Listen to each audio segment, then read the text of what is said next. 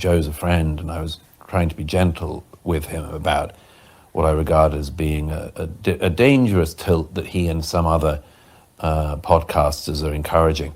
What I really maybe should have said then, can now, is that everybody recognizes expertise in the areas they know about. I get very annoyed when I hear people who are in no way recognizably historians, in no way recognizably expert in the subjects they talk about, regurgitating false versions of history that I saw debunked already in my lifetime.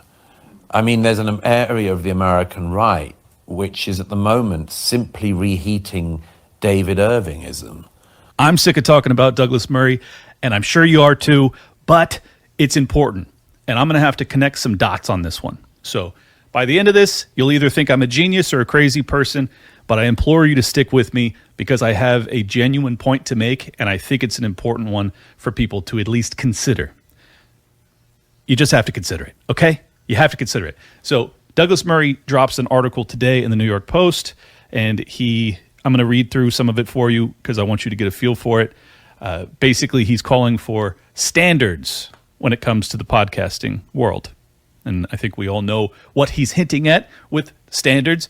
Who will set those standards? Who will enforce those standards? How are we to do so? What will be the punishment? Well, sounds like a hop, skip, and a jump to censorship now, doesn't it?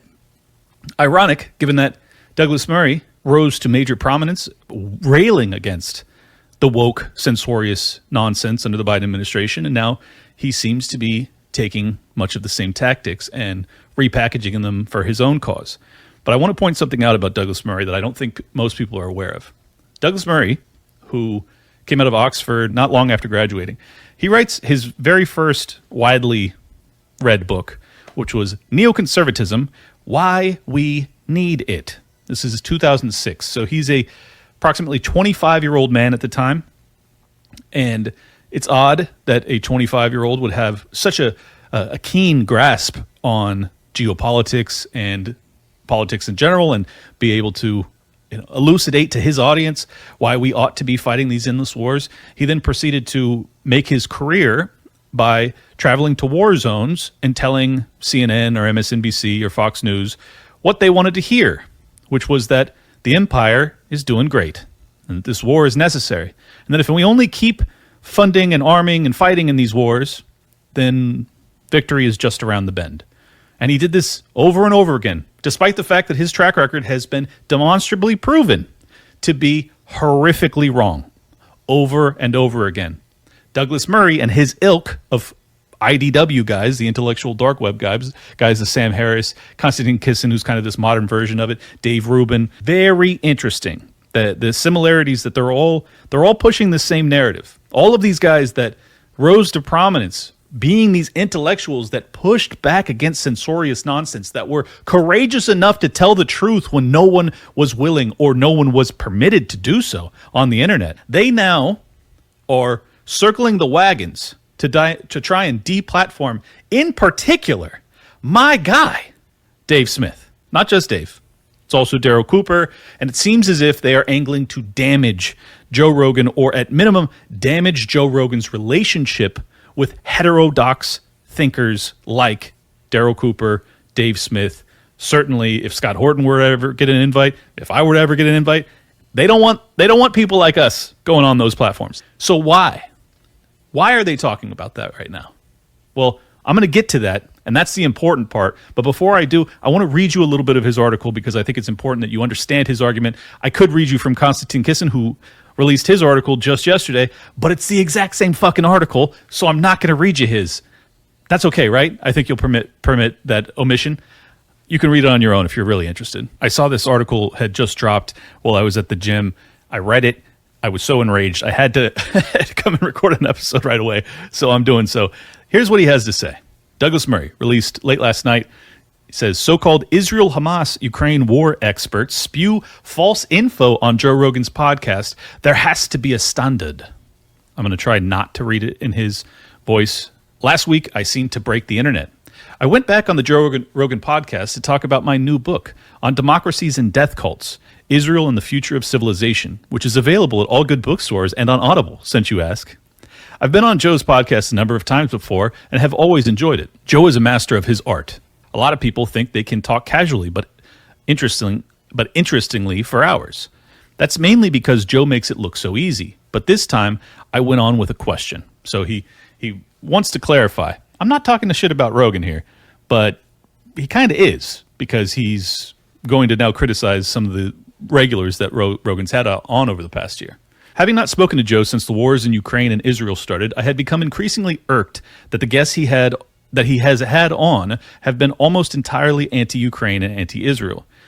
Quick interjection, totally false. He's had on multiple guests that are pro-Israel and pro-war in Ukraine. Rogan even pointed that out during the conversation, so certainly not true. Many of the latter, in particular, are not just vindictively and maliciously anti-Israel, but have been spewing claims that are demonstrably false. Many are also people who are simply in no way expert at what they are talking about. Attacks on Israel. One of these is a comedian who goes by the name of Dave Smith. Claiming some Jewish ancestry, he has spent the 18 months since October 7, 2023 being very unfunny indeed. Specifically, he has decided to spend his time going around the podcast world sounding off about Israel. How dare he? In the process, he largely cites people like him, people who have many views but no obvious expertise, people like Darryl Cooper, who says he isn't a historian yet has been invited onto some of the world's biggest podcasts as, quote, a historian. One of Cooper's many ahistorical claims is that Winston Churchill was the chief villain of World War II.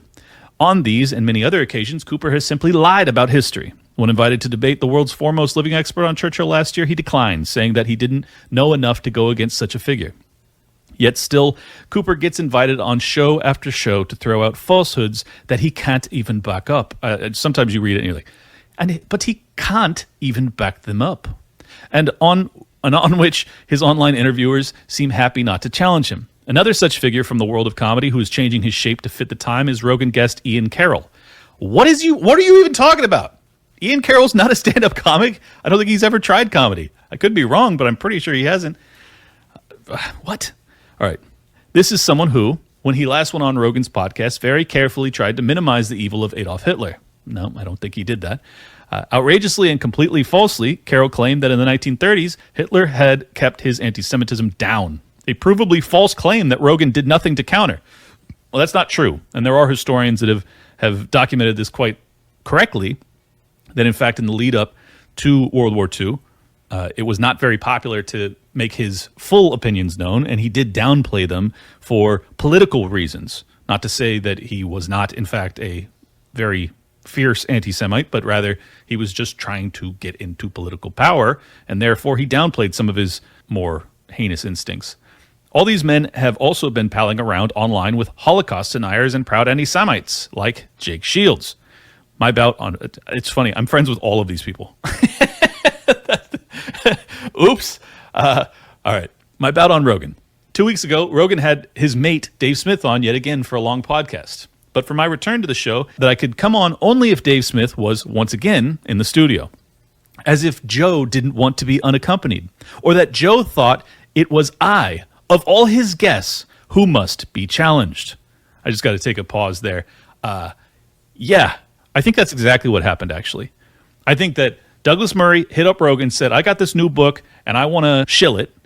And Rogan, having had on a lot of guests that have gone against the pro-war narrative, have convinced Joe that, in fact, people like Douglas Murray are the propagandists, quite to the contrary to what Douglas Murray is attempting to claim here. And I'll get into his history and explain why I think not only is that true, but also that Rogan and Dave and everybody else is right, that they should not be listening to a absolute imbecile like Douglas Murray. But I digress. I'll get there. I like a debate as much as the next Scotsman, but what resulted was more than a debate. It seems to have led to some kind of podcast world meltdown. The first reason was that from the outset, I challenged Joe on his choice of guests and why he had been giving a platform to only one side of a debate, and a very conspiratorial one at that. Well, false premise, he wasn't doing that. Continuing, he and Smith were immediately defensive, but the real problem came when I raised the issue of expertise. Because, as I said then, and have said often, we have lived through a period when the experts have gotten an awful of things wrong. From the COVID lab leak to the Hunter Biden laptop, we have lived through years after which distrust of experts has become inevitable. Yet that doesn't mean that expertise does not exist. I agree. It does not mean that a comedian can simply hold himself out as a Middle East expert and should be listened to as if he has any body of work. I did not mean that someone who says they are not a historian but who practices false history should be cited as a historian. This point seemed to rile both Smith and Rogan. It appears to have riled their audiences even more, because many people seem to think that what I mean is that they are not allowed to have an opinion. That is wrong. I think they are. It's just that there should be a price to pay for spreading bullshit. And part of that price is that you should be called out. Have you been there? If I had gone on Rogan's podcast and held myself out as an expert in MMA fighting, I suspect he would have noticed. If I had kept making mistake after mistake and shown ignorance piled upon ignorance, I think he'd say, "Hey, you don't seem to be very knowledgeable about this." And he'd be right. So why is it hard to grasp that something similar applies in other areas, in bigger rings and more important fights? Having spent most of the last 18 months in Israel, Gaza, Lebanon, and Ukraine, I don't think I know everything, but I think I know a darn sight more than someone like Comic Smith, who admitted he'd never even been to the region he spends all his time talking about. "Oh, so you have to go to a country to comment on it, do you?" said part of the internet. Again, the answer is obviously not. But if it is your job, or you're making it your job, then probably yes. If I filed columns for this paper pretending to be an expert on countries I've never been to, I would expect my readers to complain, as they should. If I filed columns about a war zone from the safety of West Palm Beach, I think it would be a fraud. Journalism has had its own meltdown in recent years. I got to take a quick pause here because this is so unbelievably irritating. Well, guess what, Douglas? You were sitting there. Why didn't you do it? Why weren't you able to actually poke any real, legitimate holes in Dave's narrative about this war and how it began? It's not as if you weren't sitting right the fuck there for 3 hours. So you failed miserably to counter his arguments in real time. So what are you actually asking for? Because it's not simply that you want someone to call bullshit, because you were there to do that, and you're now doing it again when you're not there. So that's not what you're calling for. What you're calling for is for people like Dave Smith to no longer get that platform. You are calling for deplatforming.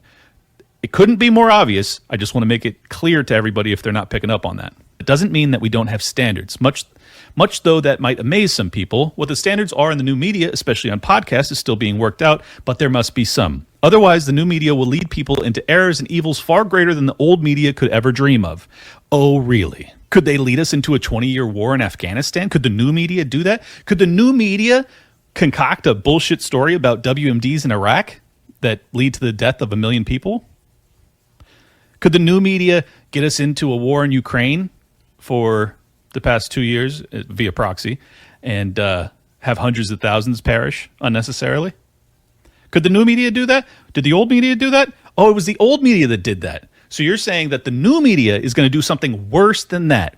Might I add, you were one of the figureheads of the old media that led us astray, that lied through your fucking teeth for decades, who wrote a book titled Neoconservatism, Why We Need It in 2006. At the spry age of approximately 26 years old, you're propagandizing the world and you're getting national attention to propagate the idea of neoconservatism, which was the ideology of the empire over the past 20 years, be it neoconservatism, neoliberalism, doesn't really matter. It's the same general framework because it led to a ton of disastrous wars, every single one of which you saw firsthand and lied about over and over and over again.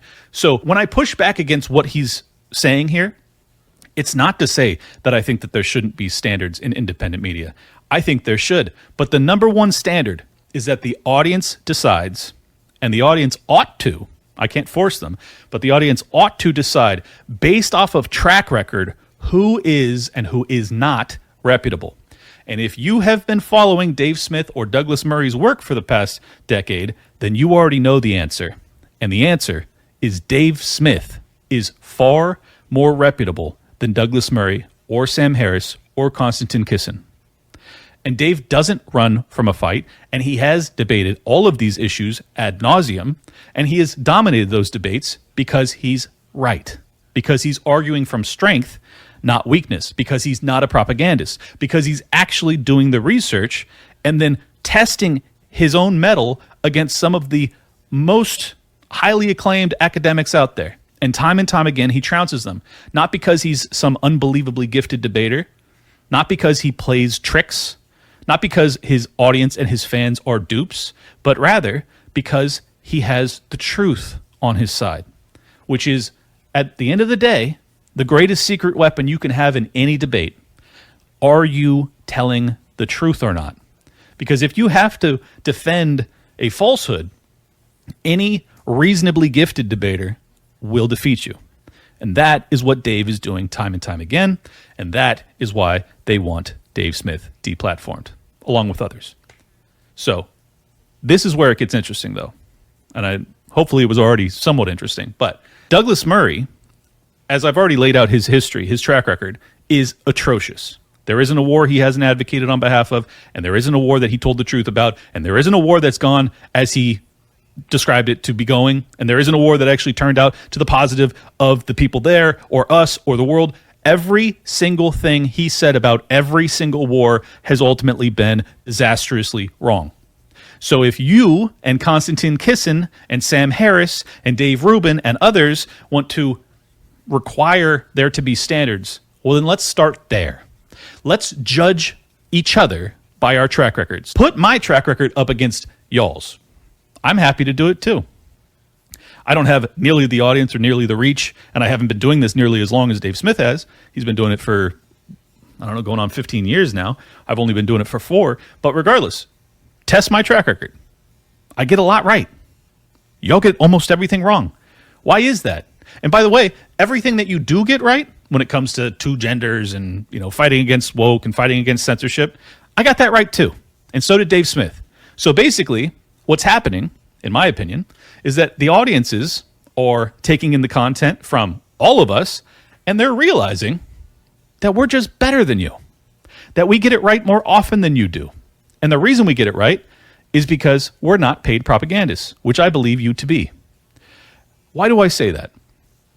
Well, let's get into the history. Mr. Murray is on the International Advisory Board of the NGO, non-governmental organization Monitor, a Jerusalem-based NGO described as pro-Israel and right-wing, which was founded in 2001 by Professor Gerald M. Steinberg. So, interesting, isn't it, timing-wise?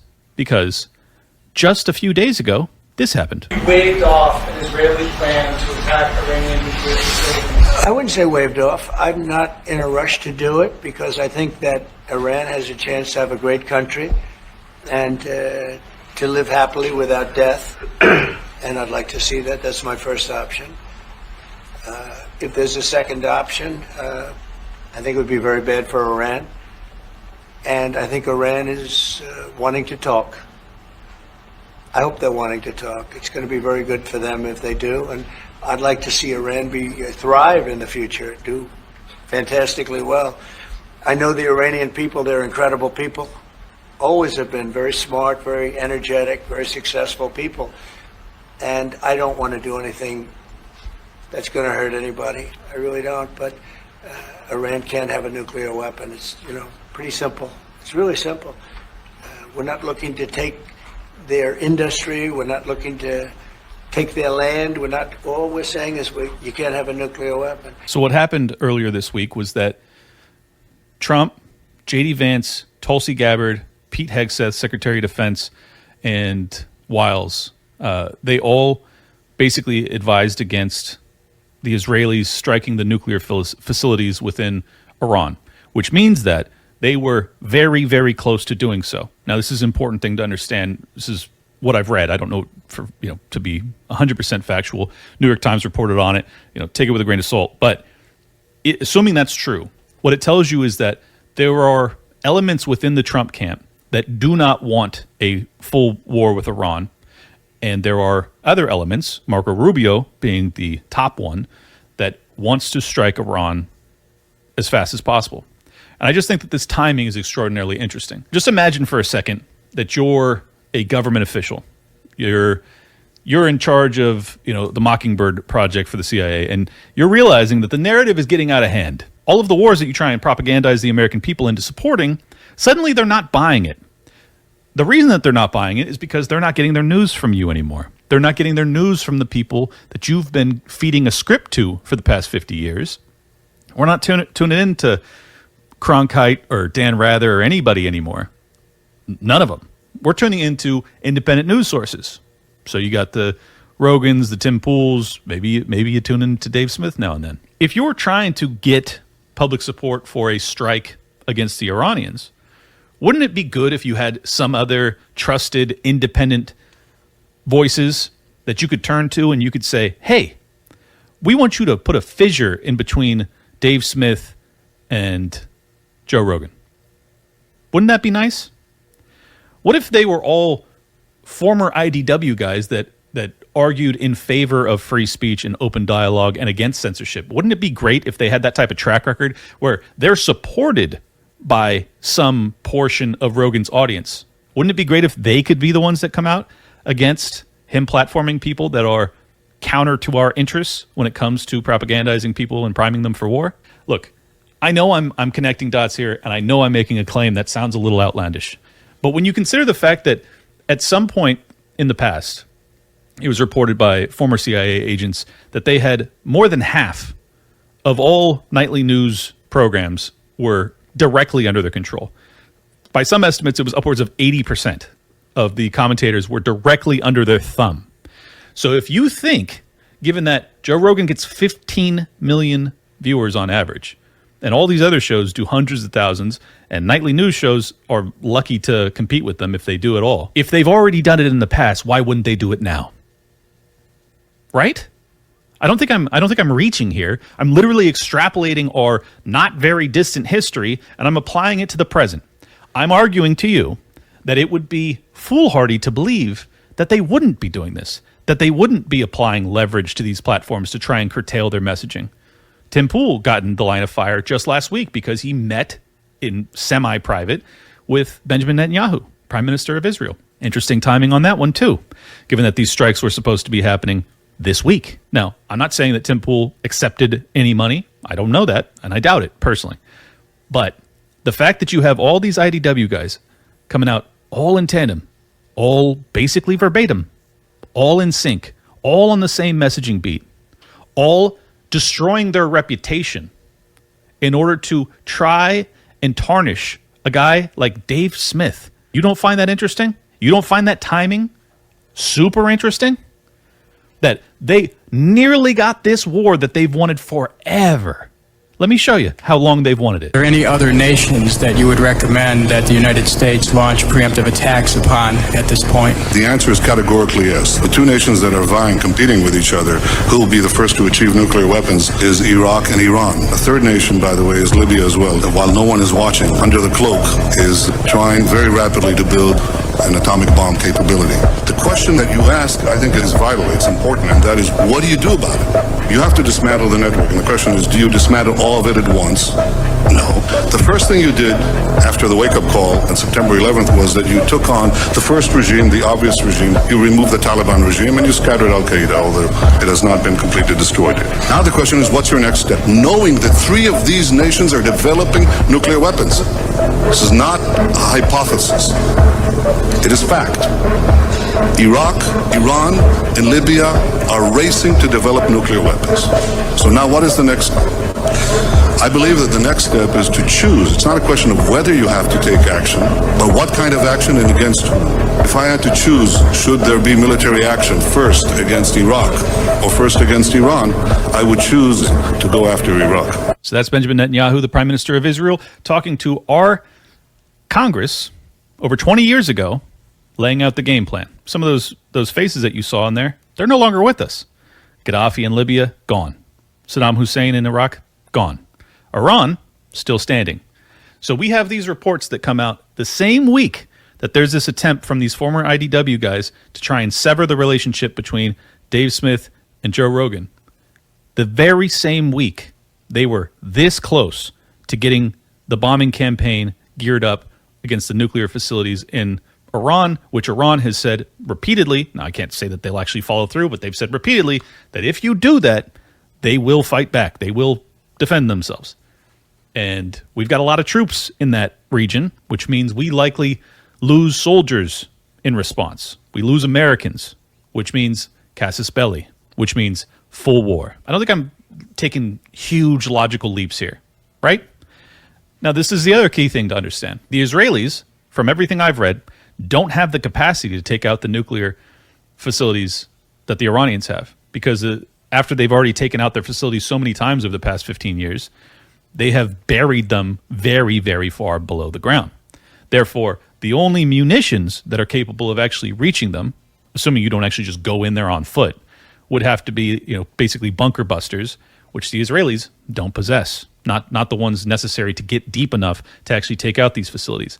So what Netanyahu was in town to do was not just to meet with Tim Pool and other independent media folks, but he was there to talk to Trump in person to try and get him to take on their war, to strike those facilities, which would have led to a war between the United States of America and Iran and who knows who else. So yeah, I don't think any of this is coincidence.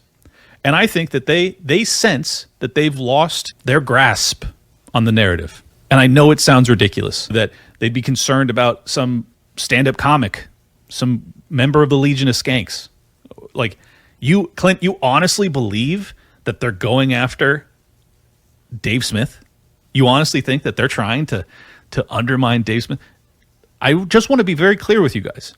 There has been no more successful, other than maybe Finkelstein, there has been no more successful commentator, debater on this issue over the past 18 months than Dave Smith. If you think he's not on their radar, you're out of your fucking mind. He is absolutely on their radar. I struggle to believe that Douglas Murray, James Lindsay, Sam Harris, Konstantin Kisin, all of these guys. By the way, Konstantin Kisin was just on 2 weeks ago. He was just on Joe Rogan 2 weeks ago. Douglas Murray was just on last week. I struggle to imagine that these men would risk their relationship with Joe Rogan, the largest platform in the world, for no good reason.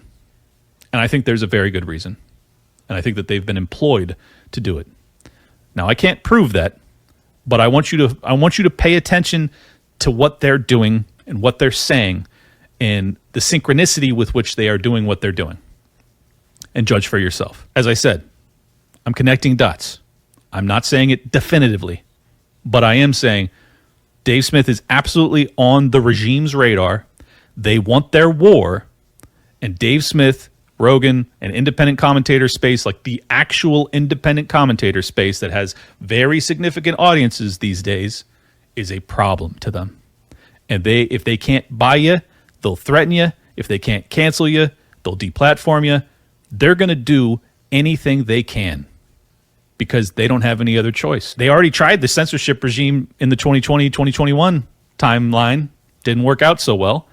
So they got to try something else. And who better than a guy who sits on the board of a Tel Aviv-based NGO to push this operation? British guy, sounds very authoritative. He's gotten every single war wrong over the past 20 years, but people still give him the time of day. They still listen to him as if he's some sort of reputable figure that you ought to take seriously. But don't listen to Dave Smith, who's been right about everything for a decade. Dismiss him. He's a stand-up comic. Why should you be listening to Dave Smith? He's a comic. Listen to this guy who's been fucking wrong about everything for 20 years. Wouldn't that be preferable?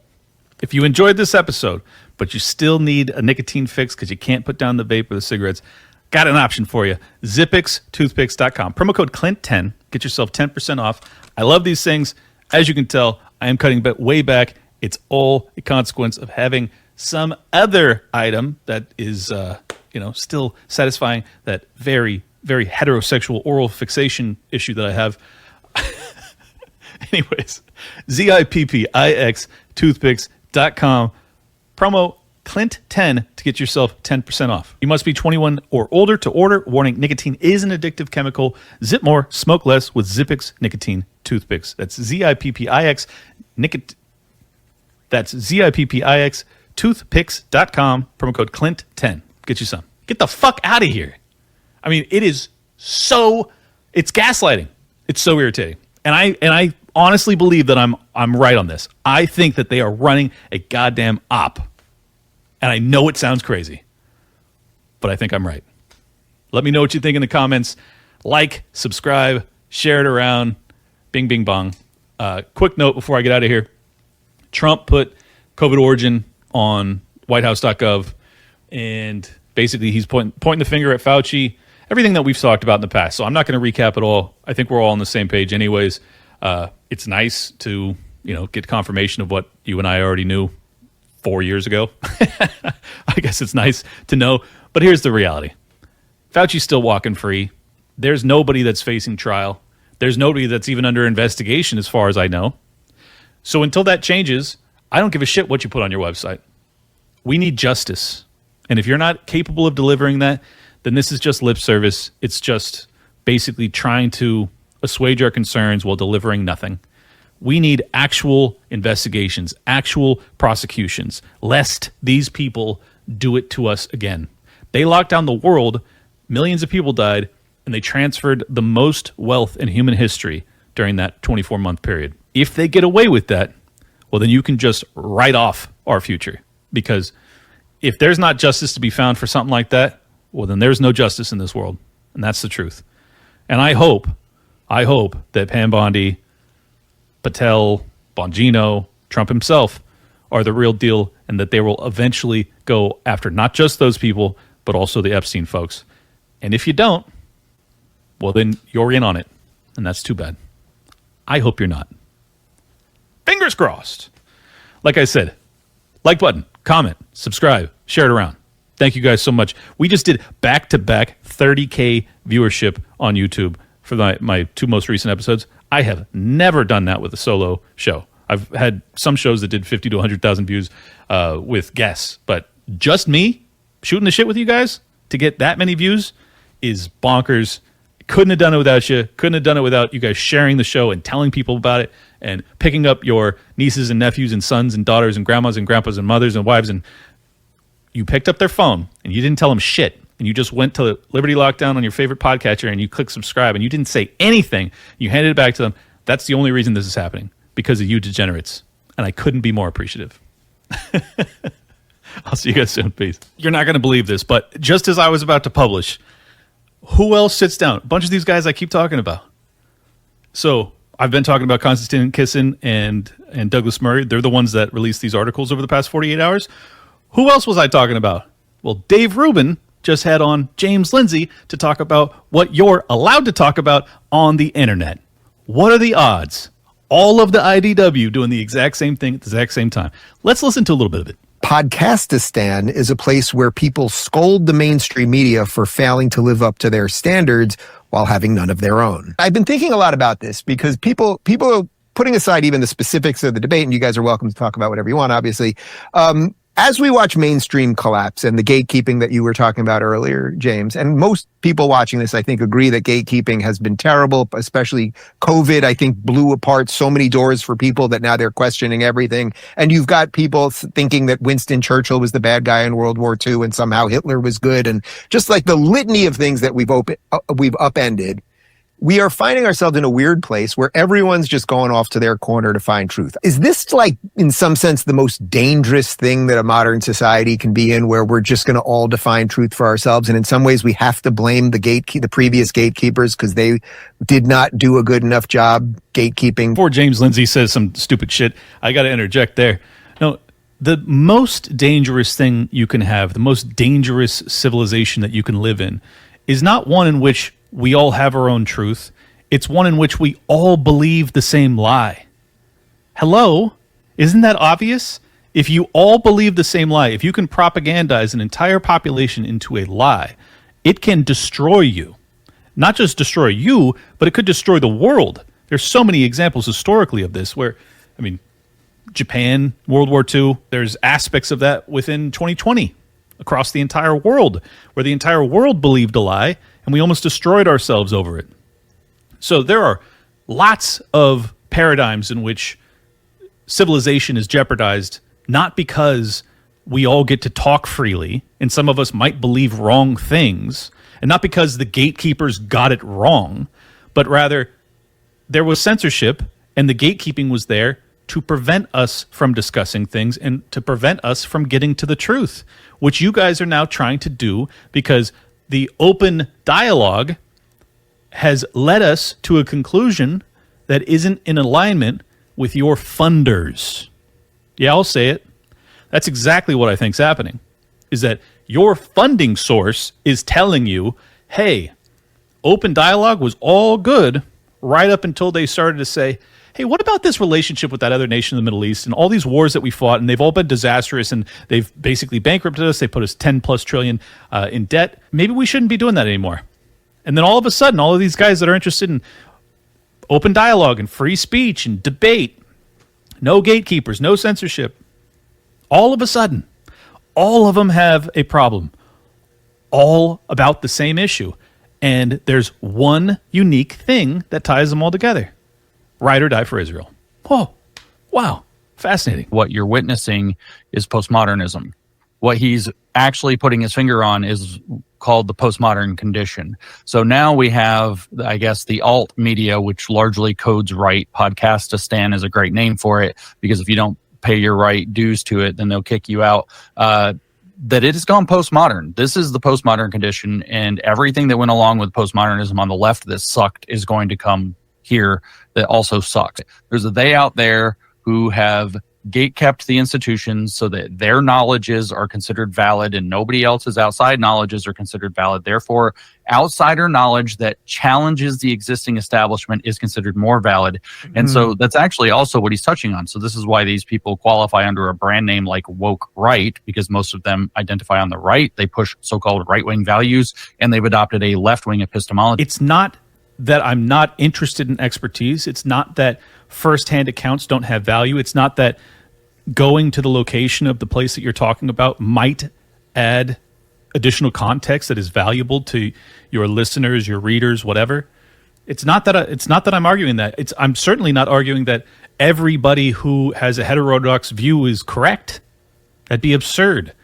I'm arguing that the experts have failed us, and you guys stood shoulder to shoulder with us as we pointed out the same thing you were, that the experts were wrong about XYZ in 2020, 21, even long prior to that.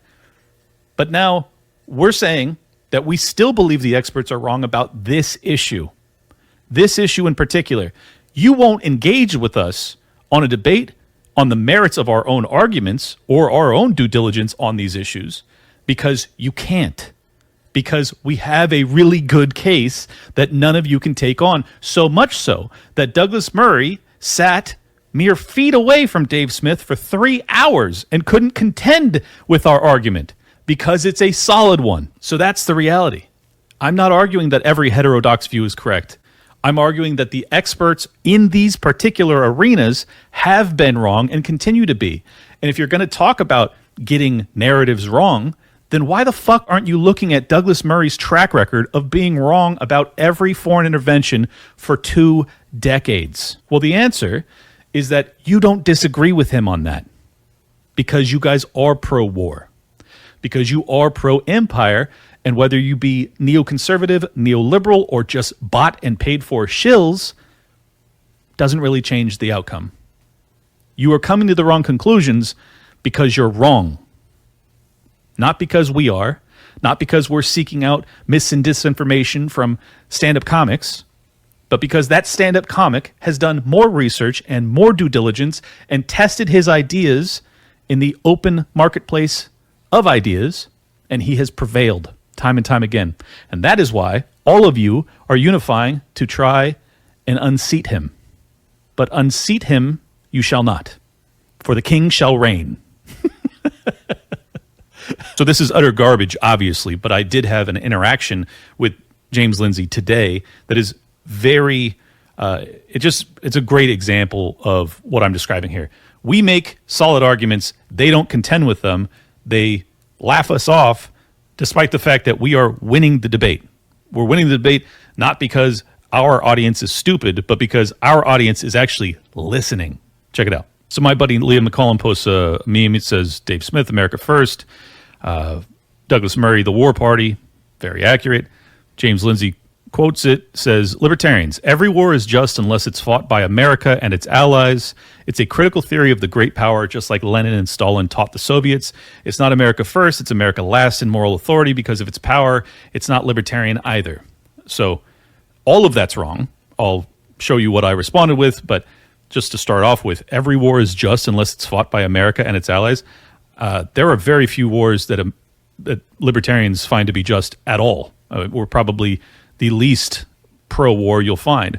And I responded, opening statement, straw man, conclusion, pure confirmation bias, deeply inhales own fart, continues evading all of our actual arguments. I see why you love Douglas Murray. He responds to me, give me your theory of just war, if and when you're ready, and compare your theory against the Hamas Charter and its consistent behavior since the 1980s when it was written. For all the talk about, quote, your arguments, put up or shut up. So I put up. And guess what? James Lindsay, shut up. Here's what I said. This is a description of just war theory, so I'm going to go through each aspect of it. Bear with me. It'll take maybe 60 seconds. Hamas attacks. Israel has a right to respond. Check mark. So that falls under the just war theory. Justin Bello, the nature of the response is massively excessive, wiping out tens of thousands of innocents. That does not qualify. Just post bellum, which is after the war, there is no real plan for peace, and there hasn't been a serious effort to establish an autonomous Palestinian state in decades. Israel has a right to respond. They do not have a right to mass slaughter innocents, just as Hamas has no right to do so despite the decades of blockades and abuse the Palestinians have suffered. Last resort. This is another criteria for just war theory. All reasonable, peaceful alternatives must have been exhausted. They were not. In fact, Hamas was propped up by Netanyahu because they didn't want a two-state solution. Diminishing Fatah gave them the, quote, no partner for peace argument. So that doesn't check off either. Probability of success. There is no chance that they wipe out Hamas, the stated goal, without wiping out or ethnically cleansing 2 million innocent non-combatants. That doesn't check. Discrimination. The IDF has failed miserably in avoiding harm to non-combatants, as has Hamas. That doesn't check. Proportionality. The force used must be proportionate to the military objective, avoiding excessive destruction. If you've looked at Gaza at all, or thereabouts, it has definitely been excessive, so proportionality doesn't match. With all that being said, and this is the key part, and this is what really frustrates me about the framing that they continue to apply to the libertarian argument, be it Dave Smith or Scott or myself or anybody else, is that I said, with all that being said, I am only interested in ending America's involvement. Funding and arming the Israelis while providing aid to the Palestinians is insanity. You want the war to continue and for me to shut up? Fine. Publicly endorse the complete cessation of American involvement. Pull our troops from the region. End the aid and munition shipments. Stop bombing Yemen. Until then, I will continue to speak out. I've never argued that Hamas is fighting in a moral way, nor have I defended their actions. You are attempting to force a false binary when the third option is all most libertarians want, namely, to not be involved, to not be robbed to fund the mass slaughter of kids. The fact that you struggle so mightily to understand this simple premise tells me you are either not trying very hard or you're being paid to take this position. I don't care which it is. When I say America first, I mean it. And I do. I mean it. And they don't. Because they're liars. Now, are they paid to lie? Or are they just principle-less hacks and people that you probably shouldn't listen to anymore? That's up to you to decide. See, that's the beautiful thing about this. I'm not interested in seeing these people deplatformed. I have no problem with Joe Rogan having them on all the time. I don't care. Because I believe that as long as we have an open dialogue, as long as we also contend with your ideas in this arena, we will prevail because we're not afraid of having our ideas contended with. We relish it. James Lindsay calls me out, says, put up or shut up. I put up. It's now been an entire day. No response. And there likely won't be. By the way, I checked his timeline. He has tweeted all day. So he asked for an argument. I gave him one. A very solid one that whether you agree or disagree, I think that the conclusion most America First people agree with. We don't want to be involved. We don't want to be funding it. We don't want to be fighting it. That's what we're asking for. Until you stop that, we're not going to shut up about it. And the only reason that American libertarians are really talking about this as much as we are is not because we're ride or die for Hamas any more than we are ride or die for Vladimir Putin. It's that we are funding one side of these wars. We are funding the Israelis and we are funding the Ukrainians. We're also arming them. That's the reason we have so much to say about this. And that's the reason that you don't want us to have a voice anymore. And that's the reason that you don't want us to be on the largest platforms. And that's the reason you're all working in tandem to try and undermine this movement. And it's not going to work. I already know for a fact, can't tell you how, you could probably guess, that Joe Rogan is privy to what's happening, and he is not taking it kindly.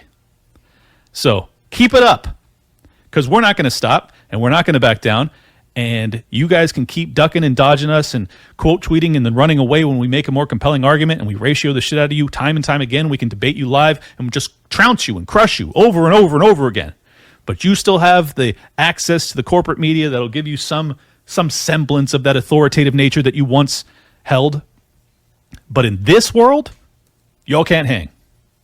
And that's not our fault. That's yours. Get better. And if you don't get better, well, then expect to get dominated. And I make no apologies for that, because that's the game that we're in.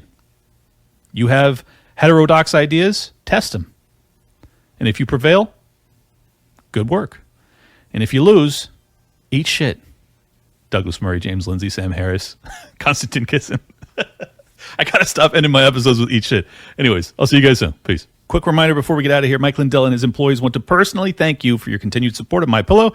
They have a big allotment of their bed sheets that were earmarked for the box stores this spring. Well, they did it again. The box stores didn't come through, so they're going to pass the savings on to you. Now, there is no middleman, so you're going to get wholesale prices on their famous Giza Dreams and Percale bed sheets. Giza Dream queen size, normally $139.98. Your wholesale price, $69.99.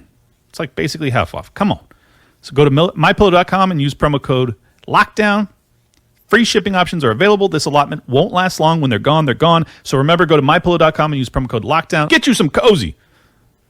Be sexy as hell like Mike Lindell and the unbelievable Giza sheets. Get you some cozy. To all those snoops and nosy Parkers sitting in their Homeland Security funded centers of excellence, telling us day after day we must think as they say and vote as they say, or else we're traitorous, Putin-loving fascists and enablers of dangerous disinformation. Motherfucker, I'm an American. Welcome to Liberty Lockdown. Please scan your barcode. Your liberty ain't gone, but yeah, it's on hold. Where did it come from and where did it go?